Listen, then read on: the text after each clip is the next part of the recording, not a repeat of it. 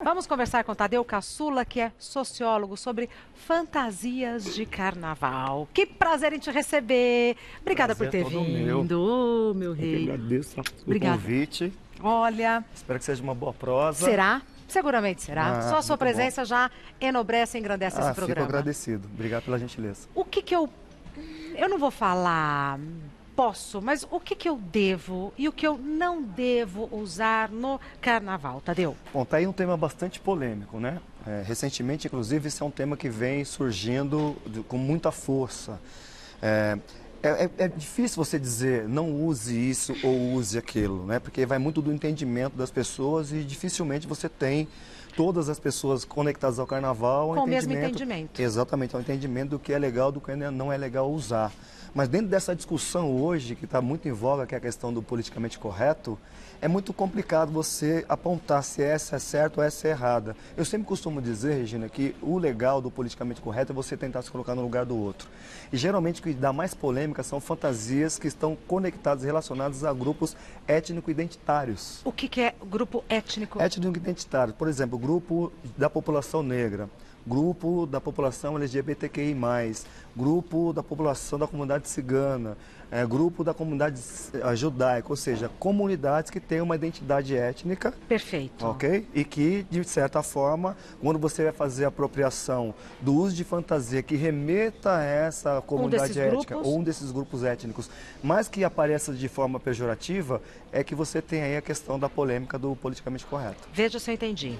Então, se eu saio, por exemplo, fantasiada de cigana, eu posso estar debochando de um grupo que tem isso como identidade. É por aí?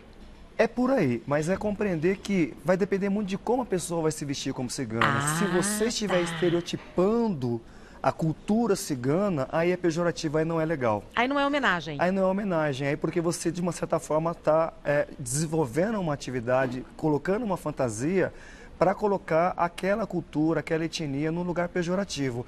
E não é legal, sabe por quê? Porque como que você gostaria de ser representada? Perfeito. Existe uma grande diferença também em representação e representatividade. Qual a diferença? Quando você pensa, por exemplo, na fantasia em que coloca, por exemplo, a mulher negra num lugar pejorativo, como aquelas fantasias de negra maluca ou até mesmo quando se faz blackface. Aquilo é mostrar uma representação. Mas nós, negros, não nos sentimos representados por aquela figura, porque aquela é uma figura estereotipada, não representa exatamente o que é a cultura negra, ou a etnia negra, ou de fato o que representa a mulher negra para a sociedade brasileira.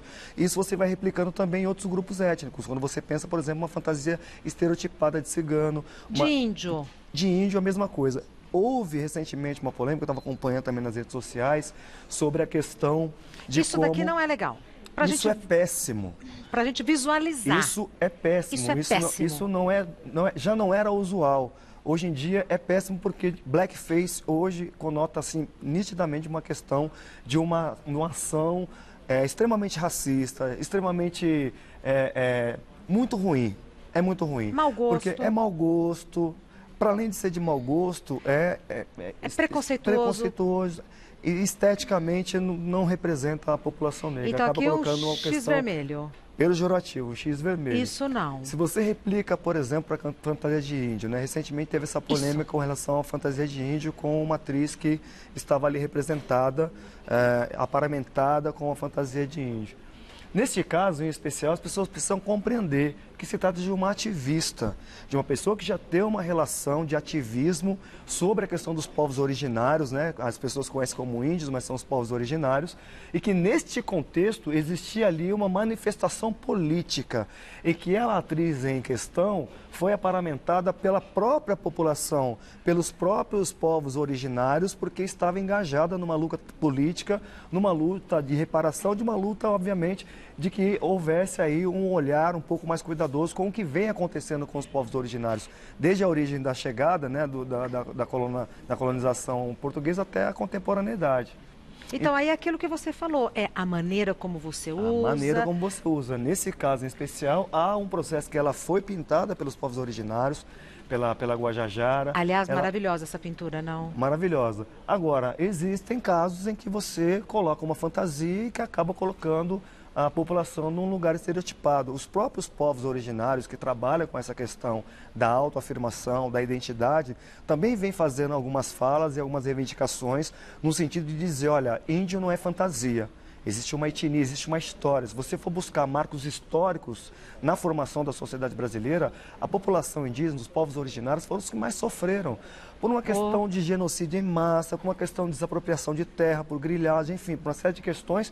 E que quando eles se vestem dessa forma, quando eles se pintam dessa forma, eles se pintam por uma questão histórica, de luta, de resistência. Então, quando você vai buscar minimamente a história do Brasil, a história desses povos, né, identitários, existe toda uma carga de história, de sofrimento e de mazelas da própria sociedade que foi colocada em cima delas, que não é bacana você trazer isso para uma fantasia de carnaval, esquecendo e abandonando toda a preocupação de saber o que está por trás disso, qual é o fator epistêmico que está por trás dessas questões.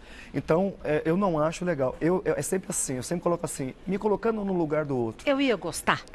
Acho que o politicamente correto parte por aí um pouquinho, entendeu, Regina? Se você se coloca no lugar do outro, você gostaria de ser representada ou representada dessa maneira como as pessoas se colocam? E às vezes fazendo graça com alguma coisa que para mim é tão caro e precioso? Sem dúvida. Por exemplo, essa questão dos blackface, né? O blackface é de um mau gosto assim, gigantesco. E aí você vai também replicando por outros grupos étnicos, né? Os japoneses. E são grupos tidos por uma pequena parcela da sociedade brasileira, tido como minorias, que na verdade não são minorias. São minorias por um entendimento de uma estrutura social, macroeconômica, que coloca esses grupos étnicos no lugar de minoria, mas de minoria não tem nada. E aí acaba esse imaginário, essa narrativa entrando no imaginário das pessoas e achando que esses grupos étnicos identitários, de fato, são minorias e por ser minorias não se incomodam de ser representados de uma forma estereotipada. Sim. E aí que está o grande perigo quando você vai pensar a fantasia de carnaval. Tá. O que mais que a gente poderia citar, Tadeu, como modelo a não ser seguido? Ou modelos que podem ser usados de uma maneira saudável? Por exemplo, né, você vai pegar blocos de carnaval hoje que tem fantasias que representam a nossa cultura, né, que representam a história do Brasil. Quando você vai pensar, por exemplo, o bloco de carnaval, nós temos duas formas de pensar. Primeiro, bloco de carnaval fantasiado, que são os blocos que desfilam nas periferias, que desfilam nas cidades, e os blocos de arrastão, que você tem no Rio de Janeiro muito forte, você tem em São Paulo muito forte. Então, quando você for pensar, por exemplo, uma fantasia, coloque uma fantasia que possa representar a cultura brasileira, mas não estereótipo, que não coloque no lugar de estereótipo esses grupos étnico-identitários.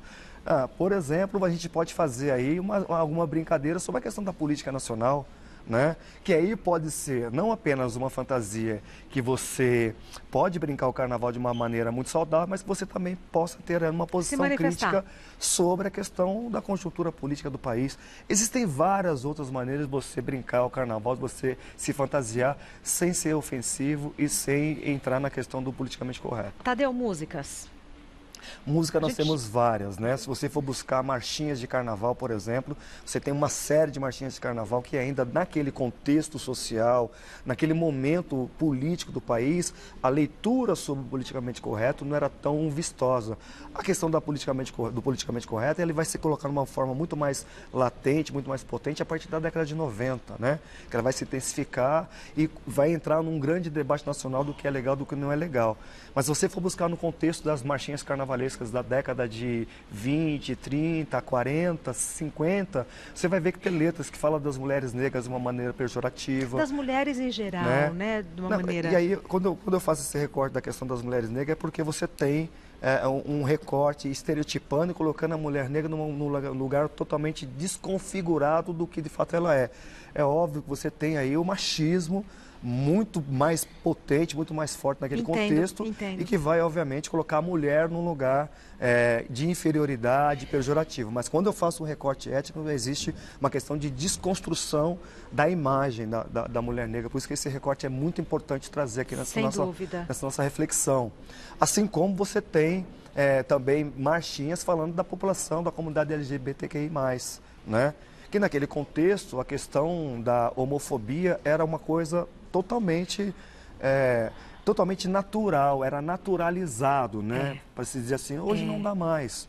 Hoje não fica bacana trazer essas músicas. Essa é uma discussão que eu acho que entrou na nossa vida para ser o tempo todo vista e revista, que não vai acabar, né? É uma discussão que eu acho que vai ter que existir sempre, à medida que a gente vai tendo consciência.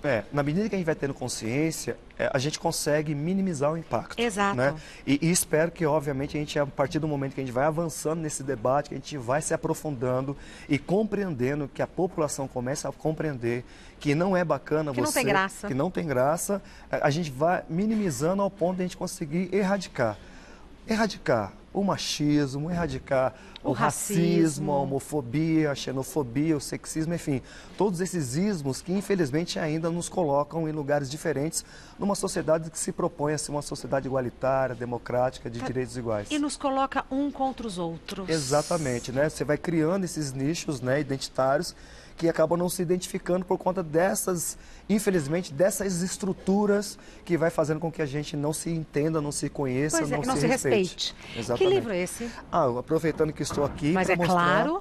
Aqui esse livro que eu estou publicando agora, um livro novo. Deixa a gente ver a capa. Casa Verde, uma pequena África paulistana. Aí. É um livro de minha autoria, uma pesquisa que levou 6 anos para ser produzida, que vou trazer um pouco sobre toda a contribuição da população negra que foi levada para a Zona Norte de São Paulo por um processo de ampliação, de desenvolvimento da cidade de São Paulo. Essa população foi levada para a Zona Norte e lá surgiram várias manifestações culturais. A maior parte das escolas de samba de São Paulo estão concentradas na Zona Norte. Não é à toa. O Sambódromo de São Paulo está na Zona Norte, a Fochés, grupos de capoeira, que capa linda, Tadeu.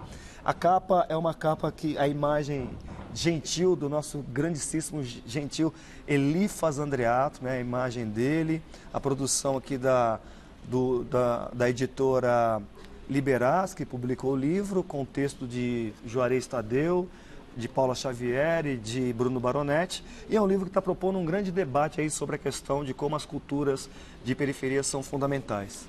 Olha, eu vou dar o Instagram do Tadeu Caçula, é @T_Caçula. Caçula sem o cedilha, então fica Cacula. E o Caçula deste Tadeu é com K. Isso. Então é T_KACULA, Cacula. Twitter, Caçula. E o livro que ele citou se chama Casa Verde, uma pequena África paulistana. Eu encontro nas livrarias? Já estão nas livrarias, mas pode achar também pelo site da editora. No seu Insta? No meu Insta também acha, lá pelo Facebook. Enfim, quem tiver interesse, a gente pode passar todos os locais e como as pessoas conseguem ter acesso a esse material que está bem bacana. Vale a pena dar o site da editora? Eu te interrompi, me perdoe. Tudo bem, a editora é www.liberars.com.br www.liberars.com.br. Dê um abraço. Bom carnaval. Obrigada por ter vindo, meu querido. Que agradeço. Obrigado. Prazer, bom carnaval para você e para todos que nos assistem. Muito obrigada. Até a próxima. Até a próxima. Muito obrigada, Tadeu.